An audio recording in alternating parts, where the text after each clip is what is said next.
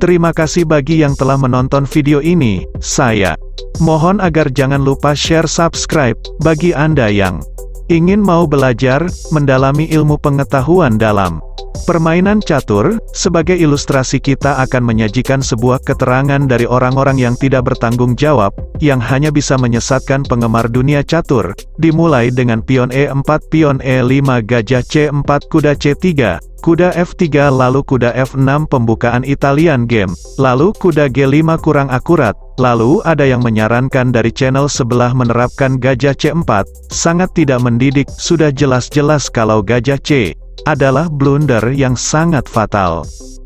Tapi, berani dia menyarankan hal itu, walaupun itu bisa merusak komunitas penggemar dunia catur, yang lagi meluangkan waktunya untuk belajar ilmu pengetahuan dalam permainan catur. Yang pertama, mari kita lihat keterangan dari channel sebelah ini.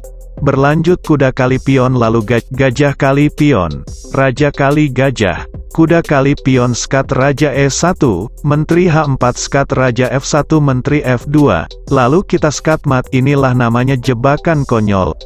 Mari kita kembali, lalu dia mengatakan kalau raja E2, menteri F2 skat, raja D3 kuda C5 skat raja C3 menteri D4, lalu kita skat mat. Apakah ini yang dimaksud mendidik, yang Anda banggakan selama ini?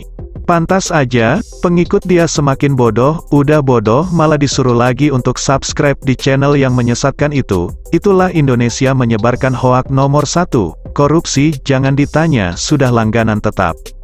Mari kita kembali, di posisi ini lalu dia mengatakan, kalau pion G3 melindungi gajah, makan aja pionnya dengan kuda. Lalu pion kali kuda makan aja bentengnya skat. Sangat gampang kan? Setelah raja E2, kuda D4 skat, raja D3 makan aja menterinya. Sangat gampang kan? Tidak sulit kan? Sangat mudah kan? Itulah yang Anda inginkan. Lanjutkan terus membodohkan penggemarmu sendiri, biar mereka semakin bodoh mengikuti keterangan dari Anda, dan banyak lagi dari channel sebelah yang keterangan menyesatkan ini, dan ini hanya sebagian kecil, yang saya kutip dari mereka. Mari kita kembali, izinkan Master Catur Indonesia bedah keterangan ini, biar Anda bisa membedakan yang baik dan yang buruk. Berlanjut, gajah C4 adalah langkah blunder yang sangat fatal. Dia yang menerapkan, dia juga yang menyarankan untuk melakukan langkah yang salah. Berlanjut, kuda kali pion adalah langkah terbaik. Lalu gajah kali pion skat, tadinya dia berharap kalau kita makan gajah, langkah terbaik raja F1. Setelah di posisi ini apa dia bisa menang? Setelah melakukan jebakan konyol. Karena waktu dia menjelaskan dia memegang buah yang hitam, dan sekarang Master Catur Indonesia menjelaskan kita memegang buah yang putih, saya berani bertarung potong kedua telinga saya, apabila Anda kalah setelah di posisi ini. Mohon diperhatikan dengan baik, jangan disikip-sikip karena setiap segmen video ini memiliki makna yang sangat penting.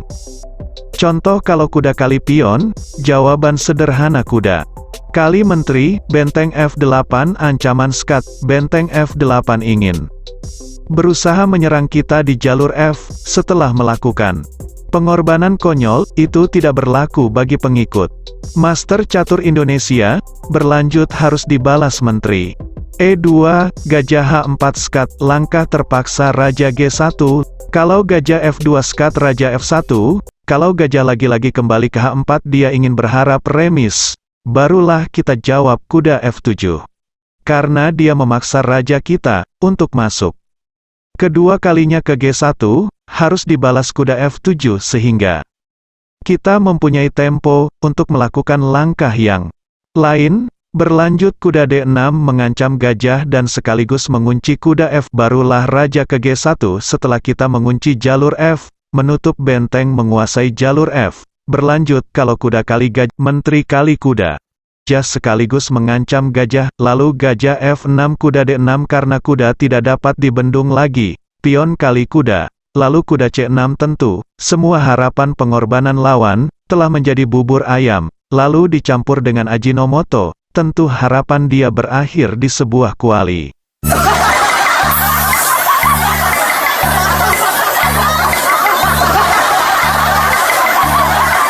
Mari kita kembali 2 langkah ke belakang.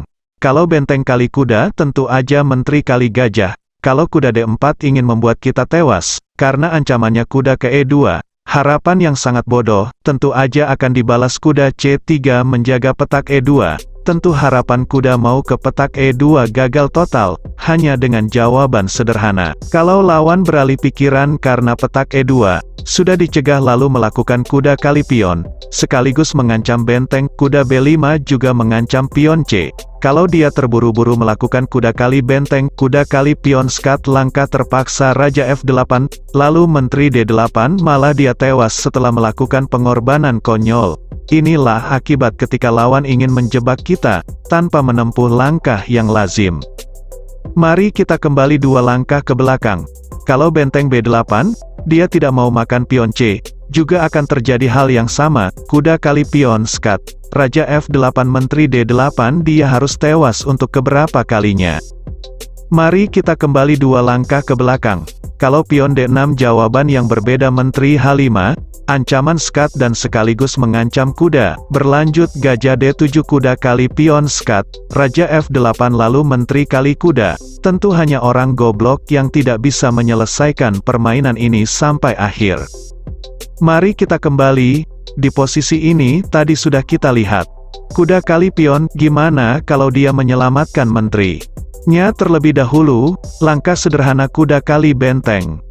Berlanjut kuda kali pion sekaligus melindungi gajah.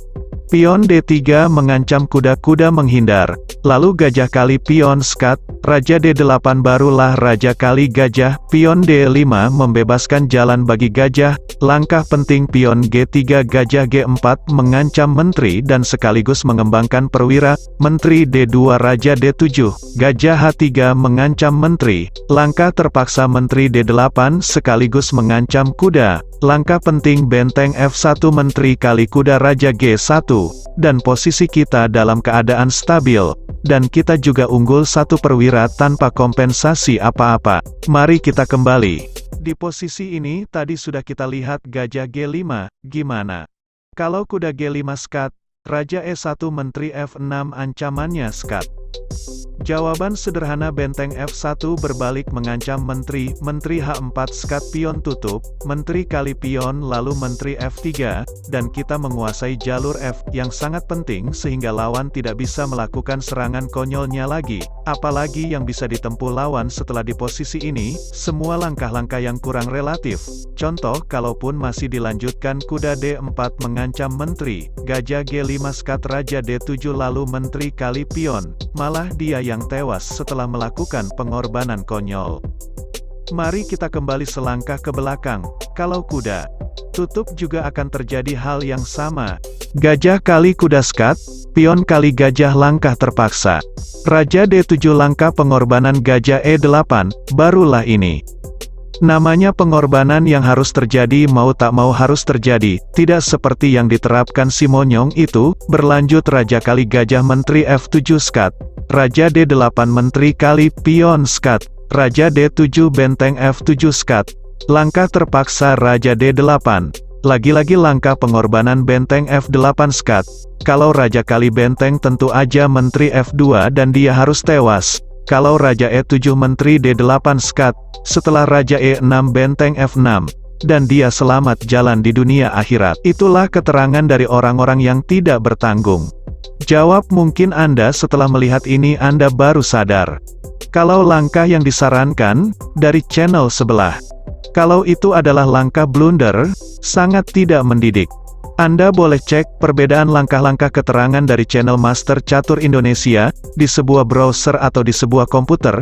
Apabila ada langkah yang aku sarankan yang kurang relatif, saya berani hapus video itu, karena itu bisa merusak komunitas penggemar dunia catur. Terkecuali kalau lawan yang melakukan hal itu, baru saya lanjutkan. Mohon disimak dan dipahami. Salam dari Master Catur Indonesia. Mohon jangan lupa dukungan Anda.